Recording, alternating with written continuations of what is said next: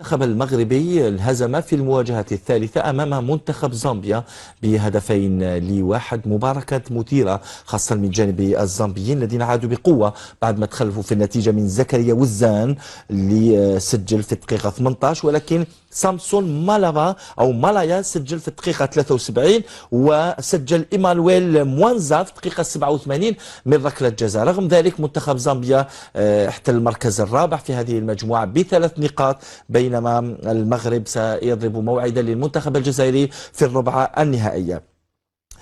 نستمع إلى ما قاله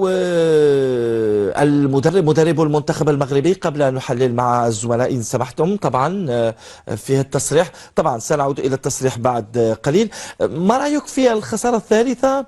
مهمة جدا يبدو بأنه للمنتخب الجزائري نفسيا على الأقل. نعم، اليوم يعني رأيت لأنه المنتخب المغربي عفوا عن المقاطعة نعم. يقول لم يقنع أمام نيجيريا رغم أنه فاز، ولكنه اليوم انهزم أيضا أمام زامبيا. يعني فيه تساؤلات. هل لما تشوف أطوال المباراة المغرب كان متحكم في زمام الأمور في تقريبا شوط كامل يعني ضد منتخب زومبي، ولكن في الشوط الثاني انهار رغم أن السيطرة الزومبية ب 54% مقابل 46% المغرب. لازم في كل المباريات يعني. نتكلم حكيم يعني على الشوط الأول تقريبا. نعم. لأن لما تشاهد يعني تقريبا الأطوار نعم. هي بعد حدوث 3 تغييرات داخل المنتخب المغربي باش تغيرت، لأن الهدف الأول الزومبي يعني سجلوه في الهدف 73 في الدقيقة 73، والهدف الثاني على يعني ركلة جزاء في الدقيقة 87. ولذا قلت لك هل يعني هذه التغييرات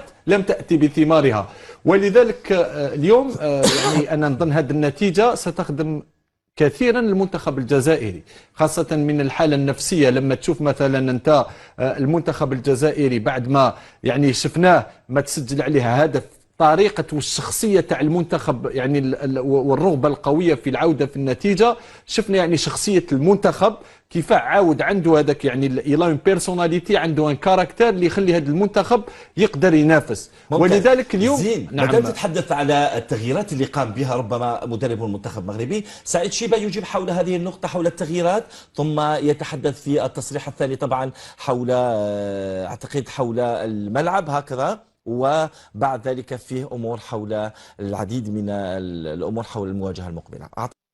طيب تحدث عن عدة من النقاط. لا تحدث على التغييرات، قال لك يعني على حسب الاقاويل جاهزية تعمل بدائل. هو قال لك يعني البدائل عملها بشكل يعني كما يقولوا يعني سيتي بريميديتي، سيتي مدروسه، وكان حاب يغير باش يعني يريح اللاعبين الاساسيين. ولكن انا نظن في هذا يعني ولو المغرب كان متأهل تقريبا لأن كان عنده 6 نقاط، ولكن ظن من الجانب النفسي خاصة في هذه الفئة من الشباب عنده دور. لما تخسر هكذا يدخل لك لدود، ولذلك أنا لي يعني نظن خطأ من طرف المدرب المغربي الذي يعني غير تقريبا كثير من اللاعبين. ولكن قال لك الأشياء كانت مدروسة، وهذو خيارات تاع مدرب دوك هو يعني أدرى ب يعني جاهزية اللاعبين، واللاعبين الذين يعني سيلعبون في الربع النهائي ضد المنتخب الوطني يوم الأربعاء. ولذلك أنا نظن اليوم يعني ما شفناش الوجه الحقيقي لهذا المنتخب المغربي اللي تقريبا أيضا كما قلت ضد نيجيريا. نيجيريا وقف الند للند ضد هذا المنتخب.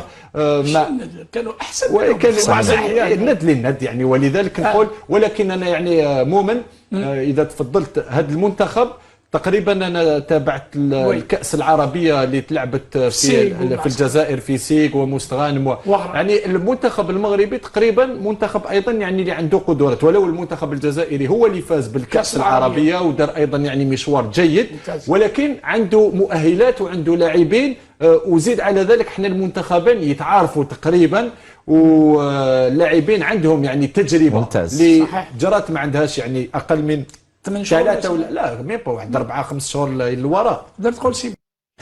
طيب مباراة مهمة مع المغرب خارج ب7 نقاط، الجزائر أيضا ب6 نقاط هكذا. لا ربحنا وتعادلنا وخسرنا 4 خسرنا مع السنغال وتعادلنا معاه وتعادلنا معاه. ان شاء الله نزيدوا نربحوا ان شاء الله. اذا المباراه مهمه فاصله حاسمه فاصله، لان دوكا يعني سي اون اليميناسيون ديريكت. يعني كيف تدخل اللاعبين الشباب تعطي لهم ديك القوه تاع المواجهه؟ لا انا نظنها حكيم دوكا ما بقاتش في تعطيهم قوه. احنا عندنا لعبنا معاهم كما قال لك هذا، وين تذكرت صح الوقت يجوز يعني لعبنا في شهر سبتمبر، يعني تقريبا 8 اشهر ملي لعبنا ضد هذا المنتخب. ولكن نظن اللاعبين تاعنا عندهم هذيك التجربه، لان حتى وعلاش قلت لك المنتخب عنده شخصيه. صحيح. لما تشوف انت يعني لما سجل علينا الهدف كيفاه يعني عدلنا وما انهارش المنتخب، هنا تشوف ان هذا المنتخب تحدث عن الكونغو. نعم حتى مع المغرب كنا خاسرين. نعم مع المغرب كنا خاسرين وعدلنا وربحنا بضربات يعني الترجيح. صحيح. ولذلك نظن ولينا هاد الشباب عندهم تجربه، ولو يعرفوا كيفاه يسيروا نوع من هاد المباريات. ولذلك نظن هاد المباراه المدرب ارزقي رمان يعني يعرف كيفاه يفا بريباري سون ديسبوزيتيف ويخير اللاعبين الذين يعني سيدخلون هذا اللقاء في ضد المنتخب المغربي. ولذلك نظن حكيم كاين عديد من الاشياء التي سيكون لها دور. مثلا كاين بعض اللاعبين، انا نعطيك انا ليا اللاعب الذي عنده اهميه كبيره اللي راح يلعب دور هو الحارس ماتياس حماش. تقريبا انا شفته في المباراه الاخيره، لولا الحارس كنا قادرين يعني تسجل علينا اكثر من هذا خاصه في الشوط الاول. خاصه في الشوط الاول. صحيح. زين وفي النهايه تكون في الملعب زين في الملعب انا. ولكن واش نشوف في المنتخب، ونظن المدرب يعني دائما ما نقدروش نكونوا مكان المدرب دفاعيا حكيم تراجعنا نوعا ما. لازم علينا نظن نغيروا بعض اللاعبين في الدفاع. المنظومه الدفاعيه كمنظومه تلقينا كثير من الاهداف، ولو ان يعني المنتخب الجزائري لعب ضد منتخب سنغالي قوي وين تلقينا تقريبا في مباراه واحده 3 أهداف، وزيد الهدف يعني الرابع ضد المنتخب الكونغولي. ولكن نظن دفاعيا لازم على الجزائر المدرب يلقى يعني لا ميور سوليوشن ولا لا ميور فورمول يعني بور كونتري هذا المنتخب المغربي اللي ايضا انا نقول لك عنده دو بونز انديفيدوال، لان يعني عنده لاعبين مهاريين يعني سور لو بلون انديفيدوال لاعبين مهاريين. ولذلك نظن على يعني المنتخب يلعب كما لعب في الكاس العرب، لعب ككتله يلا جوي اون بلوك. وهذاك واش خلى المنتخب الجزائري يقدر يعني يوقف ضد المنتخب المغربي. وزيد على ذلك دافع يعني الجمهور في ملعب قسنطين الرائع والمدينه الرائعه. صحيح. داكور سيك هو حسها خدم مع كاع الناس ما فيها والو. احنا ماناش نقولوا ماناش نقارنوا بين العهدتين، لا نحن نتكلم عن ارضيه الواقع. المنتخب الجزائري فئه الشبانيه كان ما يتاهلش في الدورات شمال افريقيا، نحبسوه ما نلحقوش مع مصر وما نلحقوش مع المروك، واذا دزنا هاد الزوج يخرجونا تونس. ما نكذبوش على روحنا، خرجتنا النيجر، خرجتنا موريتانيا، ما نكذبوش. اليوم حقنا الصح. وعلاش كانوا يخرجونا؟ باسكو الحاجه هو ايفيكتيفمون كان عنده الحق او نيفو دي كلوب يافي ريان. نهار دار اكاديمي في 2009 خدم بها، وين رحنا حكيم؟ رحنا النهائي خسرنا مع كومبيا وبعدها تاهلنا الكاس. ومن بعد شنو؟ نحي. علاش تنحي؟ لكن بعدها المطالبه وعلاش تنحي؟ بالغاء كل هذه الاكاديميات. على ما تمارسش وتنفيستي.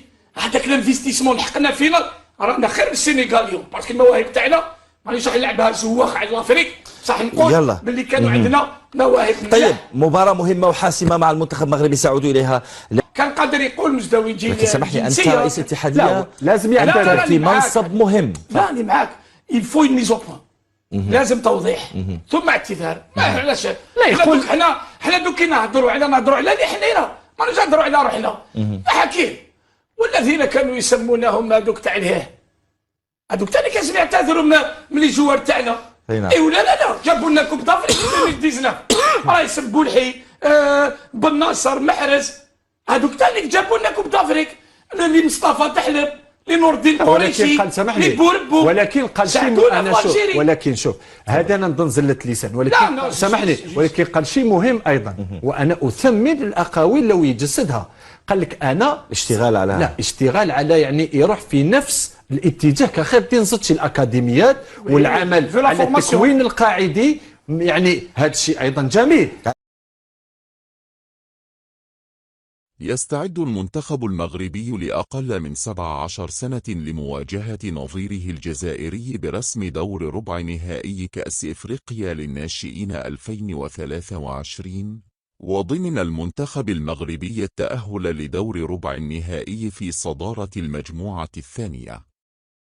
وبلغ المنتخب الجزائري هذا الدور بعدما حل في المرتبة الثانية في ترتيب المجموعة الأولى.